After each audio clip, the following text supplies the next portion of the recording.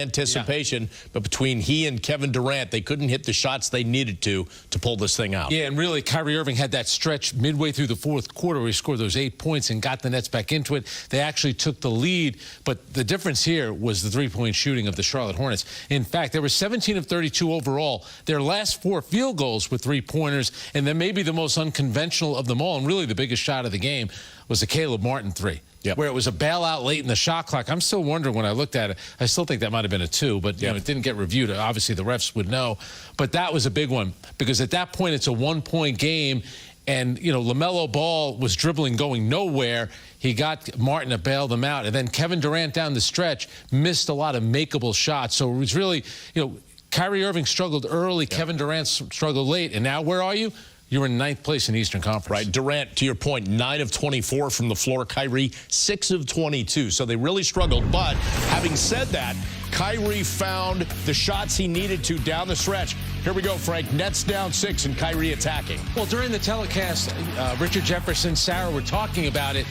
When Charlotte was able to set up their zone, the Nets were struggling their half-court offense. When they got stopped and then Kyrie was able to get into the paint, and as Richard pointed out, he's such a terrific finisher. That's when Kyrie was finding his game, as opposed to taking forced long jumpers. And this one, you probably could have called a foul. That's a terrific shot right there, which ties the game up. Over 3 minutes left in the game. Nets by 1. Lamelo to P.J. Washington. Hard charging. Those were some of the plays that, you know, the Nets suffered on. And P.J. Washington's being guarded there by Andre Drummond, blows past him. This is the Martin shot right here. Oh, man, that left foot, I wonder if it was on the line right there. But that puts them up by 4. And the Nets, again, down the stretch. This was a good play by Curry where they needed a basket. He drives to the lane, gets it, makes it a 2-point game. And again, Bob, how many times have we talked about it? You need stops. And here, P.J. Washington with the kick out to Martin. This one he had a chance to set, and he knocks it down. Huge shot by Martin down the stretch. All right, so the Hornets win it, 119-110. That is your game summary brought to you by Infinity. Luxury should be lived in. Brooklyn, a season-high 37 fast break points. It's ironic because it was sort of a back-and-forth game throughout this one, Frank. But in the end, when you look at it, Kyrie challenged. He went inside. It was something he wasn't doing all game. It paid off. But then those money shots from outside that they needed to hit, they couldn't get to go. And there were a couple, you know, Kyrie, who had scored 50 points the last time he played the Charlotte Hornets, was getting anything that he wanted. So clearly James Borrego, who's a Greg Popovich disciple, they were going to do a much better job defensively. I thought Kyrie forced a couple. There was one late in the second half where he had both Isaiah Thomas on him and Terry Rozier, and he tried to shoot a turnaround 3 with 2 guys on you. That's too much. And then I think he settled in where he was getting into his spots on the court, more of a mid-range game. But guess what? Offense overall wasn't the Nets' problem. They gave up 63 points in the second half. It's hard to win games when you do that. They had a 14-point lead in this game.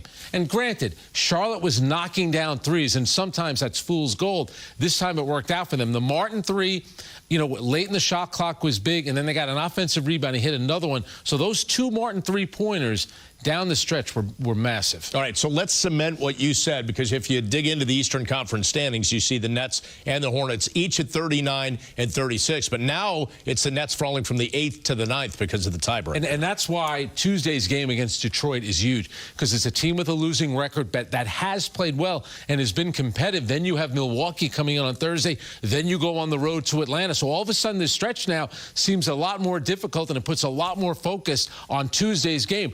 A lot of rebound team in Detroit, but they're going to try to come in here with, you know, a young roster and try to prove something to the Brooklyn Nets.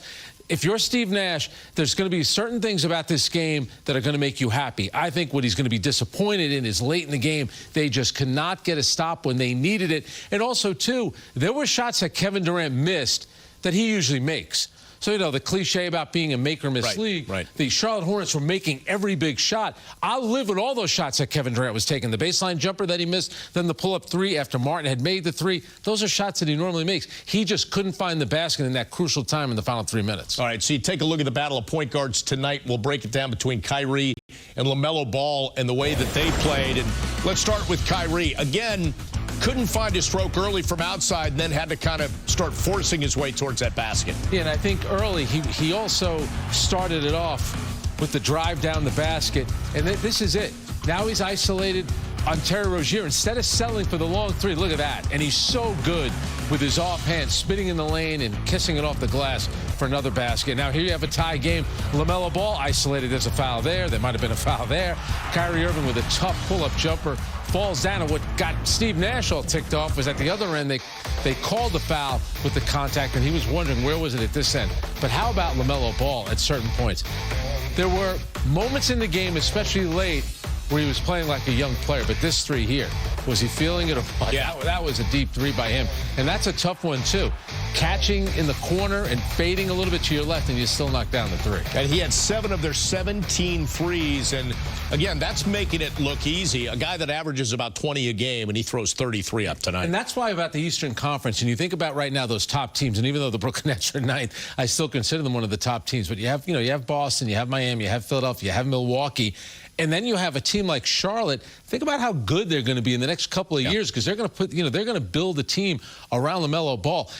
Charlotte has missed, and Michael Jordan and his people have missed a couple of times with high draft picks. They did not miss with LaMelo Ball. His dad, LeVar Ball, has been talking for about 4 years about how great this kid was going to be. He ended up being right about him. All right, so he was spot on tonight with a 33. We're going to take a break, but we got a lot more coming up here.